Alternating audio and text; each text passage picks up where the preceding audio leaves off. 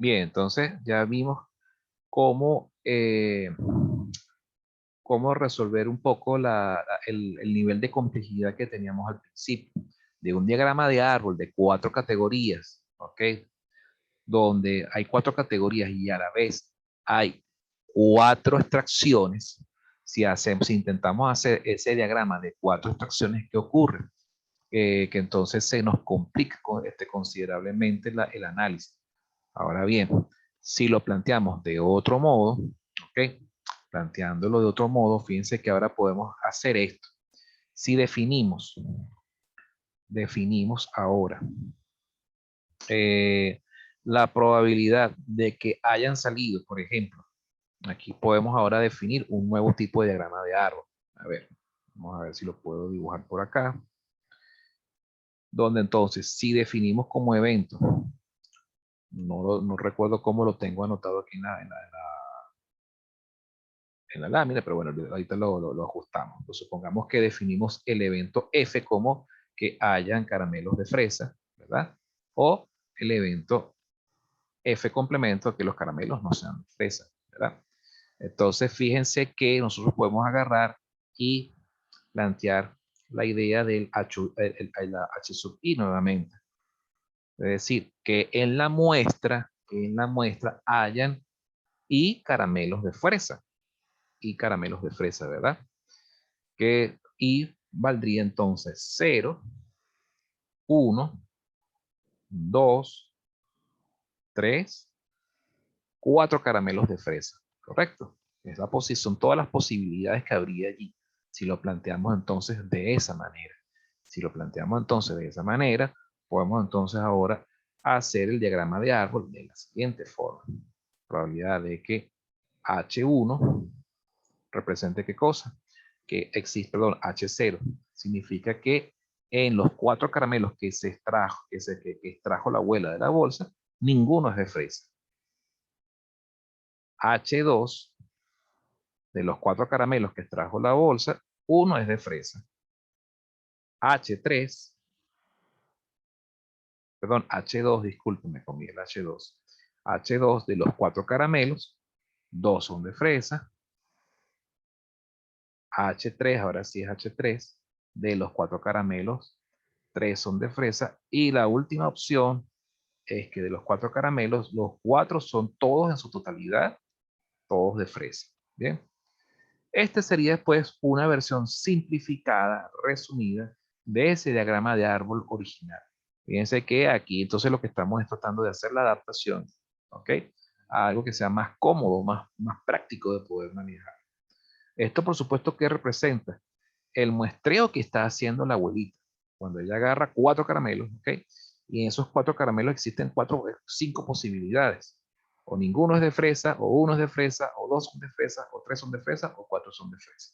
Son las 5 posibilidades que ocurren ahí. Y esas probabilidades son todas, las podemos hallar perfectamente utilizando el modelo hipergeométrico. Así de simple, sin ningún problema. ¿Ok? Ahora bien, luego existe un segundo muestreo, donde nos dicen acá, si usted se las arregla y después de mucho trabajo logra meter la mano en la taza y saca un dulce. El segundo muestreo es un muestreo, ¿ok? Pero de tamaño 1, ¿ok?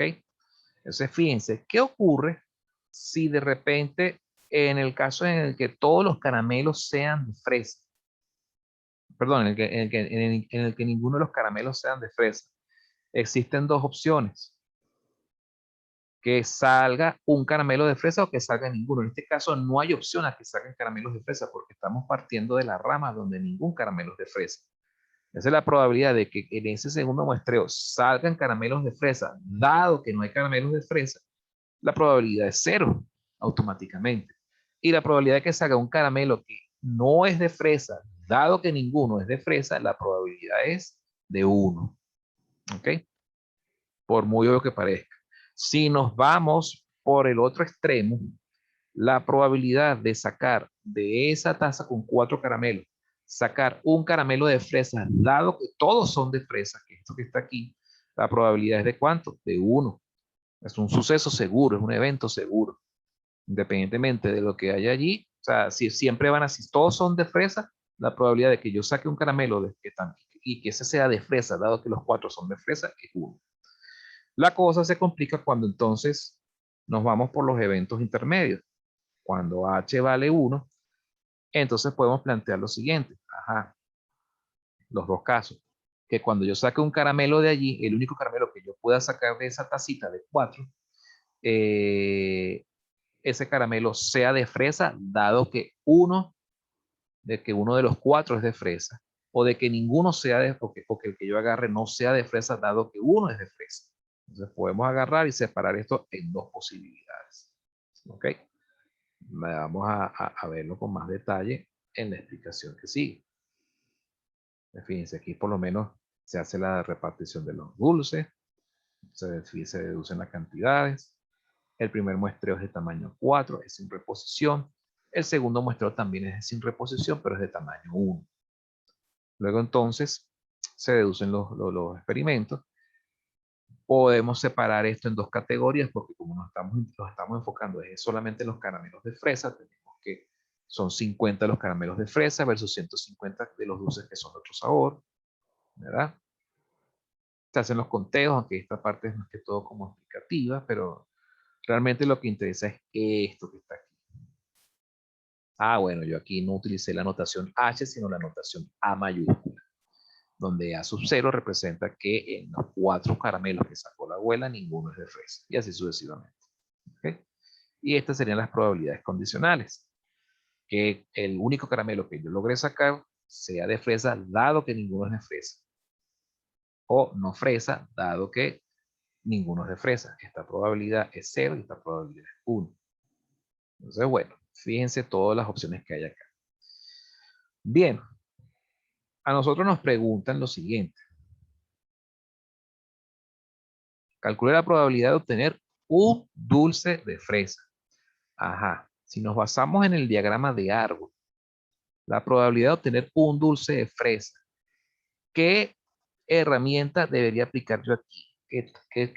¿Con qué me puedo apoyar yo para calcular esa probabilidad de que salga un caramelo de fresa?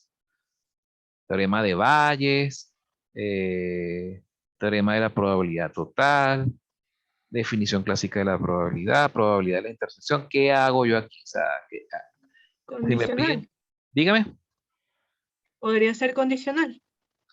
Bueno, fíjense que todas las ramas aquí, todas estas probabilidades son condicionales. Pero para allá la probabilidad de obtener, fíjense, voy a volver a colocar el enunciado. Calcule la probabilidad de obtener un dulce de fresa en general, sin importar si está condicionado a uno u otro caso.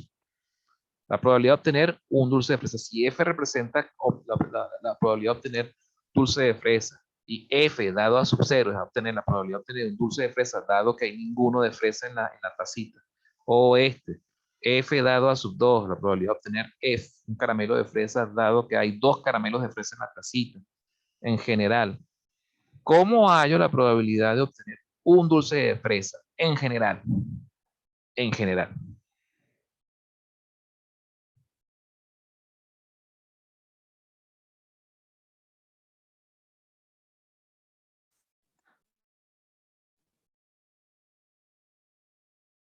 ¿Qué Podría crees? ser con la total, si es general.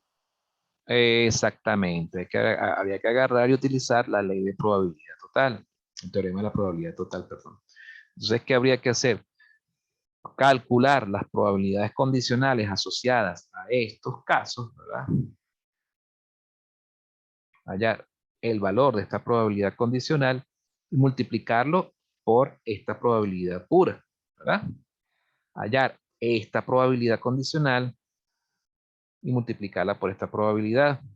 Hallar esta probabilidad condicional y multiplicarla por esta probabilidad por esta probabilidad y la que está por aquí abajo, que no se ve, por esta probabilidad que está aquí. Esos productos, sumarlos, y eso es lo que nos va a dar, ¿qué cosa? La probabilidad del evento, que el caramelo que yo logre sacar de esa taza sea igual a un caramelo de fresa. ¿Ok? Ahora bien, nosotros ya sabemos que estas probabilidades que están acá, en este caso, se obtienen mediante el modelo hipergeométrico. ¿Ok? El caso en el que aquí dependiendo de, por el ajuste que nosotros hicimos, ¿ok? La probabilidad de que salgan 0 caramelos de fresa, bueno, se halla simplemente con el modelo hipergeométrico. ¿Ok? Donde aquí colocamos 200 a 4, ¿no? Déjame volver a pintar mejor esto.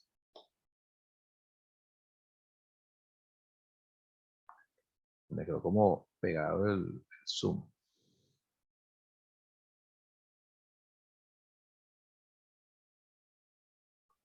Estas probabilidades nosotros las podemos hallar así.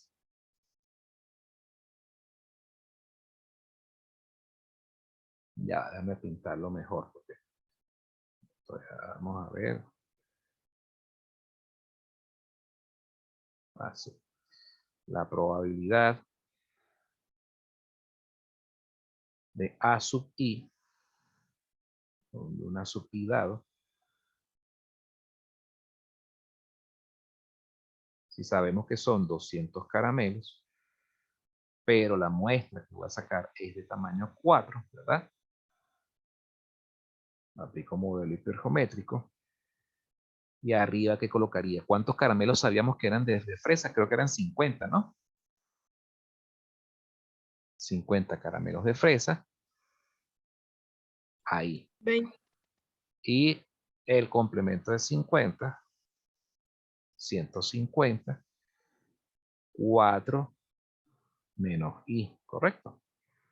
Entonces, sustituyendo, cuando I vale 0, hallamos la probabilidad de esta rama. Cuando I vale 1, hallamos la probabilidad de esta rama. Cuando I vale 2, hallamos la probabilidad de esta rama utilizando esta fórmula. ¿Se entendió? Sí, profe. Perfecto. Entonces, de esa manera nosotros hallamos las probabilidades en las siguientes ramas. ¿Cómo hallamos entonces las probabilidades condicionales en este caso? Fíjense que aquí en este caso las probabilidades condicionales ya no nos sirve el modelo hipergeométrico. Aquí tenemos que adaptarlo a otra cosa. ¿Ok? Aquí tenemos que imaginarnos. Ajá, por ejemplo, vamos a las ramas que no son tan obvias. Estas que están aquí, cuando las que están condicionadas por el evento A sub 1, A sub 2 o A sub 3. El evento A sub 1. Si tenemos 4 caramelos, ¿verdad? Sabemos que uno es de fresa, ¿verdad? Significa que los otros 3 son no fresa, ¿cierto? Complemento de fresa. ¿Cuál sería la probabilidad condicional de obtener un caramelo de fresa de allí? Aplicamos la definición clásica, es decir, 1. 1 ¿entre cuánto? 4. Entre 4, exactamente, porque es el total de caramelos que hay allí. Entonces, aquí en este caso, esta probabilidad condicional es 1 entre 4. ¿Ok? Ah, no, perdón. Dibujé donde no era. Aquí. Aquí sería 1 entre 4. Si en lugar de yo tener en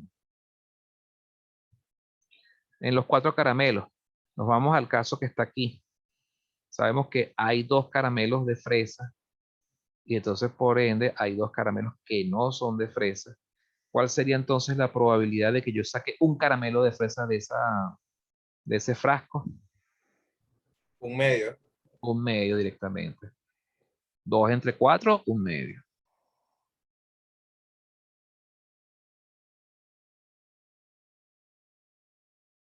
Entonces, esta probabilidad condicional vale un medio. Muy bien.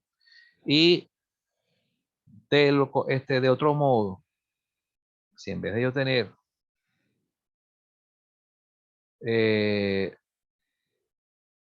2 caramelos de fresa, tengo 3 que son de fresa y uno que no es de fresa, ¿verdad?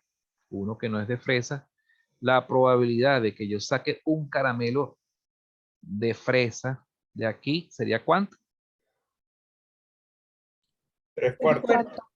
3/4, correcto. Y si todos son de fresa, la probabilidad es 1, ¿cierto? Sí. Directamente. En este caso, que está por aquí escondidito, la probabilidad sería 1. Y si ninguno de la taza es de fresa, la probabilidad de que saque uno de fresa, dado que ninguno es de fresa, la probabilidad es 0. Entonces fíjense que ya tengo toda la información que necesito, ya conozco estas probabilidades, ¿verdad? Con el modelo hipergeométrico se pudo deducir las probabilidades de A sub 0, A sub 1, A sub 2, etcétera. Y ya lo que hay que hacer es entonces, como dijeron al principio, lo que hay que hacer es aplicar ¿qué cosa? El teorema de la probabilidad total, ¿correcto? Para poder deducir ¿qué cosa? Para poder hallar ¿qué cosa? La probabilidad del evento de que el caramelo que yo saque sea de fresa. Fíjense que esa es la probabilidad de fresa, de que sea de fresa, en general, sin importar, sin importar a qué evento esté condicionado.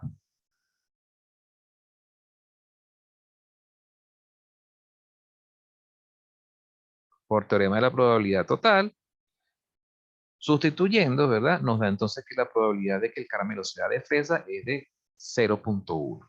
¿Ok? Bueno, aquí es propicio volver a recordarles lo que les decía de la diferencia entre la estadística y la probabilidad. Mientras que la estadística es el análisis post-mortem de los datos que ocurrieron referentes a un fenómeno dado, un fenómeno que se estuvo estudiando, para saber cuál fue su media, su varianza, etcétera, sus percentiles, ¿no? La probabilidad es tratar de predecir la ocurrencia de un posible evento. Es predecir el futuro, pero en términos de qué? De sus probabilidades, de las probabilidades que tiene ese evento. Pero por supuesto, si nosotros vemos que la probabilidad de sacar un caramelo de fresa es de 0.1, ¿qué podemos decir? Es muy probable, es poco probable. Oye, tengo altas posibilidades de que yo pueda sacar un caramelo de fresa allí. Vemos que 0.1, si lo vemos en términos de porcentaje, tengo un 10% de probabilidad de sacar un caramelo de fresa. Si hacemos el análisis, por ejemplo, para caramelos, para un caramelo que tenga más de otro sabor, creo que es el de, ajá, tenemos 40%, 10%, 25 y 25. Es más probable que podamos sacar caramelos de fresa, de menta. ¿Por qué? Porque son los que más se disponen en esa bolsa. ¿Okay? Sería interesante, pero se lo dejo a ustedes para la casa, que ustedes calculen la probabilidad de que el caramelo que se saque sea de menta. Y por supuesto, ¿qué es lo que habría que hacer? En vez de trabajar con base el número de caramelos de fresa, ¿cuál era el total de caramelos de menta que habíamos deducido? Creo que eran 80, ¿no? Sí, 80. 80, ¿verdad? Entonces, ¿qué habría que hacer? Si trabajamos en función de los caramelos de menta, entonces ya aquí la probabilidad las probabilidades hipergeométricas, las probabilidades A sub i, definiendo A sub i, ahora no probabilidad de que hayan i caramelos de fresa, sino ahora son i caramelos de menta, ¿verdad? La fórmula ahora cambia. Ahora sería, aquí abajo sigue siendo 200, combinatoria de 200 a 4, ¿no? Pero la cosa cambia arriba, porque ahora nos estamos concentrando en los caramelos de menta. Aquí sería 80, ahí, ¿verdad?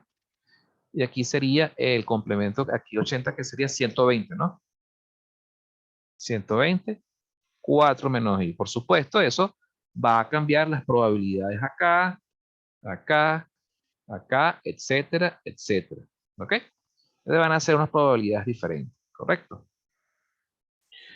Las probabilidades de que salgan caramelos, de que el caramelo que uno saque de la taza que tiene 4 caramelos, de que sea de menta ahora, dado que lo que se sacaron fueron de menta, o ninguno fue de menta, bueno, siguen siendo igualito un 0, un cuarto, un medio, 3/4, etcétera, y uno más abajo por ahí, ¿verdad? Pero lo que cambia ahora son las probabilidades condicionales, las probabilidades originales, las iniciales que tenemos acá, al inicio del diagrama de árbol. Se aplica otra vez el teorema de probabilidad total y vemos entonces cuánto debe dar. Es de esperarse que la probabilidad de que los caramelos sean, en este caso, de menta, debería ser mayor que la probabilidad de los caramelos de fresa. Es algo que considero es un suceso esperado. hagan la comprobación ustedes por si acaso. ¿De acuerdo?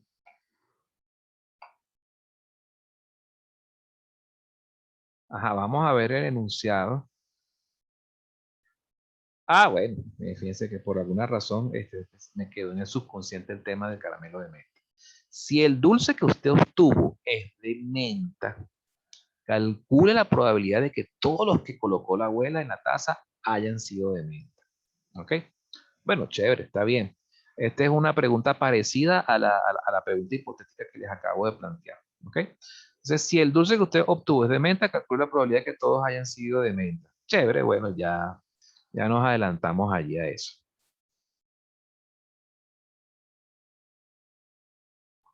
Aquí planteamos diagrama, ¿verdad?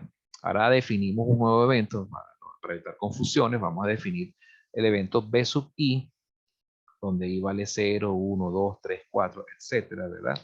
Y entonces, da tal que en los en la extracción que hace la abuela de 4 caramelos, hay o 0 caramelos de menta, o 1 caramelo de menta, o 2 caramelos de menta, o 3 caramelos de menta, o 4 caramelos de menta. ¿Ok? Luego, en la siguiente etapa, o en el siguiente muestreo, se hace una extracción. Puede ocurrir o que salga un caramelo de menta, dado que ninguno es de menta, lo cual es un suceso imposible, o que salga un caramelo de menta, dado que había un caramelo de menta en la taza, o que salga un caramelo de menta, dado que habían 2 caramelos de menta en la taza, y así sucesivamente. Como nos preguntan, ¿cuál es la probabilidad de que todos los caramelos hayan sido de menta? Ajá, ¿qué tenemos que hacer aquí entonces? ¿Qué había que hacer? ¿Vuelvo a aplicar el teorema de la probabilidad total o aplico otro o aplico teorema de Bayes? ¿Qué creen ustedes? ¿Qué hay que hacer aquí? ¿Cuál es el caso que nos están pidiendo? Me dicen, ¿cuál es la probabilidad de que todos los caramelos que sacó la abuela hayan sido de menta, dado que saqué un caramelo de menta?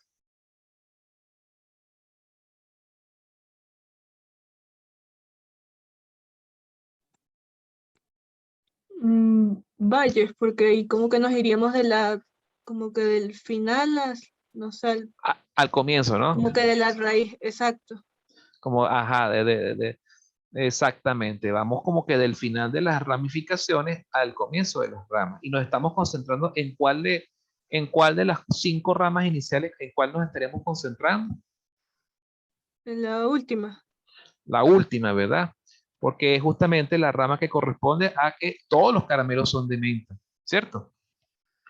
Pero entonces queremos saber cuál es la probabilidad de que todos los caramelos hayan sido de menta, dado que el caramelo que extrajo la persona fue de menta. El único caramelo que sacó la persona. Que es justamente la probabilidad que tenemos aquí a la vista. ¿Ok? Bueno, simplemente planteamos la fórmula del teorema de Bayes. Esto sería aquí en el numerador, iría entonces probabilidad condicional. Bueno, lo podemos plantear en términos de las intersecciones. Pues. Fíjense que esta probabilidad, ¿cómo sería? Esta probabilidad aquí.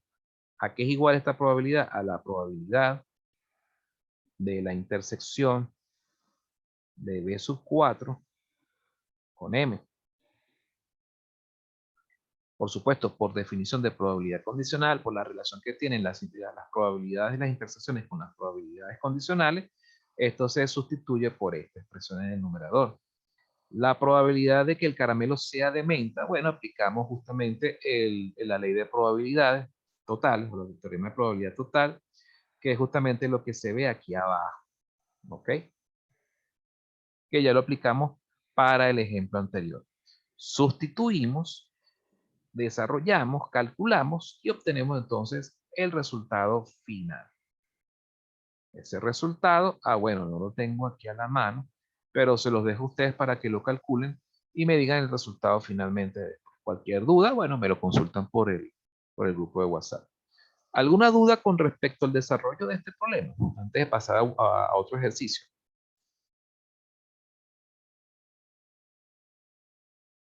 Bueno, asumo que está clarito. Vamos a ver qué tenemos por aquí. Bueno, fíjense que esto corresponde, por supuesto, a la aplicación del teorema de Bayes. ¿Cómo veríamos el teorema de Bayes en términos de diagramas de conjuntos? ¿Ok? Si nos vamos a teorema de conjuntos, a diagrama de conjuntos, diagrama de Venn, por ejemplo, fíjense que nosotros podemos deducir, ya les expliqué, por ejemplo, cómo se ven las probabilidades condicionales, tal cual como cuando la estamos viendo, las que están al final de las ramas. Es simplemente la intersección del evento final con el evento condicionante, ¿verdad? Entre el total de eventos que corresponden al evento condicionante, ¿cierto? Eso es la probabilidad condicional. Si aplicamos teorema de Bayes, ¿cómo se vería el teorema de Bayes? Fíjense que si nosotros queremos más bien ver la probabilidad de A dado C, la probabilidad de A dado C, ¿cómo se vería en diagrama de Venn? A dado C. En diagrama de Venn, fíjense cómo se ve.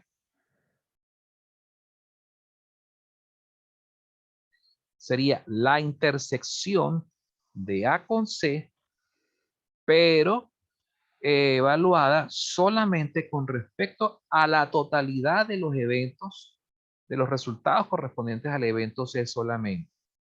Fíjense que aquí no tomo en cuenta todo lo que está fuera del evento C, solo me interesa, dicho de otro modo, es contar todos los resultados asociados a la intersección de A con C, que es el polígono amarillo, dividido entre el total de eventos que corresponden al evento C. Si me voy aquí a mi fichita en Word, ¿verdad? A dado C es igual a la probabilidad de A intersección C entre el evento C, que el evento C normalmente uno lo obtiene por teorema de probabilidad total, ¿verdad? Pero si conocemos la cantidad de resultados asociados al evento A intersección C y la totalidad de eventos asociados al evento C, bueno, simplemente sustituimos esto por su ecuación de probabilidad clásica, que sería el total de eventos de A intersectado con C entre el total de eventos del espacio muestral completo dividido entre el total de eventos asociados solamente al evento C entre el total de eventos completo del espacio muestral S. Se cancelan el total de eventos del espacio muestral y nos da que entonces es el total de eventos de intersección A con C entre el total de eventos del evento C, que es justamente este diagrama de Venn que ven aquí. ¿Se entiende la idea? Esa es pues la diferencia entre la probabilidad de A dado C y la diferencia entre la probabilidad de C dado A. La diferencia es con base a quién yo estoy haciendo el análisis de la probabilidad de la intersección. Aquí cuando es C dado A es la probabilidad de la intersección de C con A medido con respecto a la totalidad de todos los eventos de A. ¿Ok? Cuando estoy evaluando la probabilidad condicional en reversa, sería A dado C. Entonces, nuevamente, la misma intersección de A con C, pero ahora evaluado con respecto a la totalidad de los eventos que existen solo en el evento C, que es el triangulito este que está aquí completo. ¿Ven la semejanza y diferencia, no? Sí. ¿Se entiende esta parte? Bien, vamos entonces ahora a continuar. Ya vimos entonces lo que son el teorema de Bayes, un ejemplo resuelto. Vamos ahora a revisar otro caso. Vamos a ver análisis básico de probabilidades. Ya vimos teorema de Bayes. Vamos a hablar rápidamente de independencia de eventos. La independencia de eventos es el caso en el que el resultado de un evento no está sujeto o condicionado por un evento anterior. Ok, vamos a ver. Dos eventos son independientes cuando no se condicionan entre sí. Ok, eso significa, pues, entre otras palabras, cuando no se condicionan entre sí, la intersección igual existe. Pero entonces, al no estar condicionado el evento A por el evento B, no tiene sentido hablar de probabilidades condicionales. Simple y llanamente, para allá la intersección entre un evento y otro, lo que hay que hacer es simplemente multiplicar la probabilidad de un caso por la probabilidad de otro caso. ¿Cómo sería eso? Vamos a ver si lo podemos graficar por acá, rapidito. Eso les debe traer algún recuerdo de algo que vimos en una de las clases anteriores. Supongamos que aquí tenemos evento A, evento B. Ahora vamos a llamar a esto simplemente no A para evitar confusiones.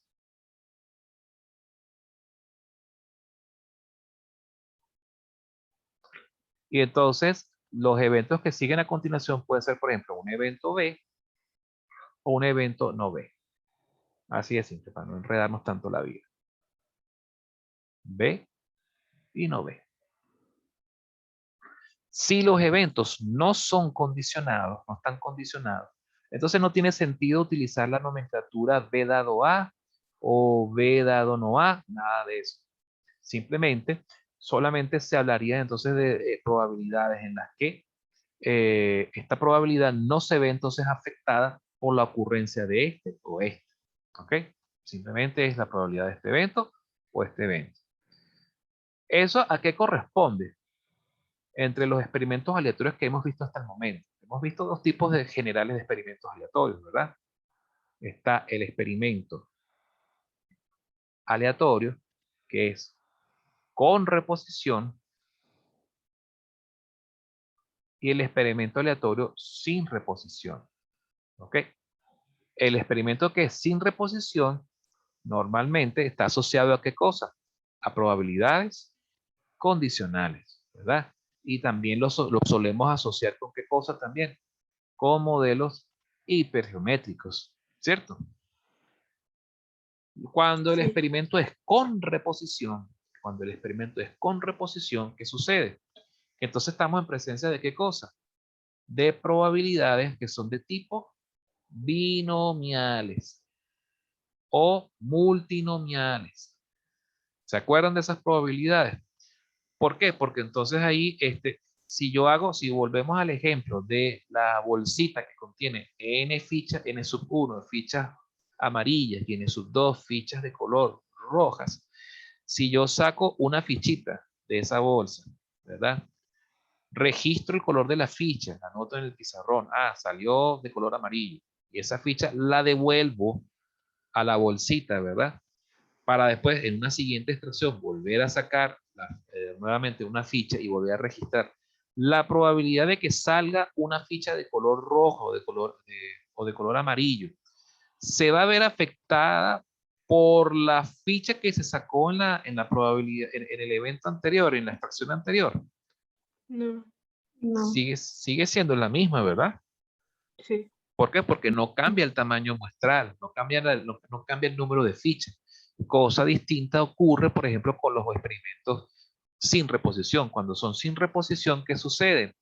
Que entonces, a medida que voy haciendo experimentos, voy reduciendo el tamaño del espacio muestral, voy afectando el tamaño del conjunto que corresponde a un color de ficha dado, y por supuesto, extracción tras extracción, las probabilidades asociadas a cada extracción sucesiva se ve afectada por el resultado de la extracción anterior.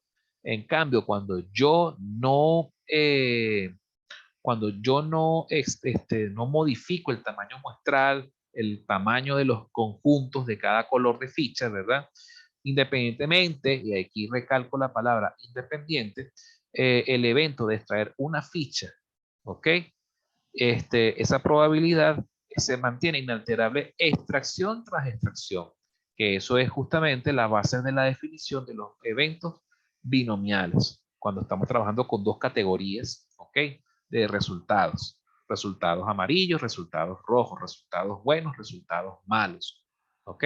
Masculino, femenino, etcétera, ese tipo de cosas. Entonces, ahí cuando estamos en presencia de ese tipo de eventos, te podemos decir entonces que bajo esas condiciones los eventos son independientes. Y fíjense qué ocurre con la intersección de los eventos. La intersección de los eventos es exactamente igual al producto de las probabilidades por separado. Que esto era justamente el caso de cuando tratábamos el caso binomial. ¿Qué sucede cuando hacemos dos extracciones? Cuando el número de extracciones es igual a 2.